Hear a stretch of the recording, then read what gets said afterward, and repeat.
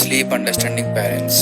My parents never neglected my sleep. నాకు తెలుసు మన ఇండియాలో మస్తు పేరెంట్స్ వాళ్ళ పిల్లలు దబ్బున లేవాలి, యాక్టివ్గా ఉండాలి అని అనుకుంటారు. కానీ మా పేరెంట్స్ డిఫరెంట్. వాళ్ళు నన్ను ఇంకా మా అన్నను లేపేవారు కాదు.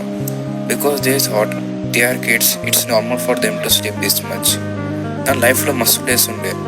ఏ రోజు అయితే నేను ఆఫ్టర్నూన్ 1 దాకా వండుకున్నాను వితౌట్ ఎనీ డిస్టర్బెన్సెస్. ఇంకా ఫ్యాక్ట్ ఏంటి అంటే పేరెంట్స్ ఇట్లా 12 దాకా పండుకుంటుండే. మా పేరెంట్స్ స్టిల్ నేను 10th పాస్ అవుట్ అయినా నన్ను లేపేవారు కాదు. నేను 12 దాకా వండుకున్నాను. ఇంకా లేచినా కూడా ఏం తిట్టేవారు కాదు, ఏంద్రను గీసే వండుకుంటున్నాను అంటే వాళ్ళకు కూడా నచ్చదు.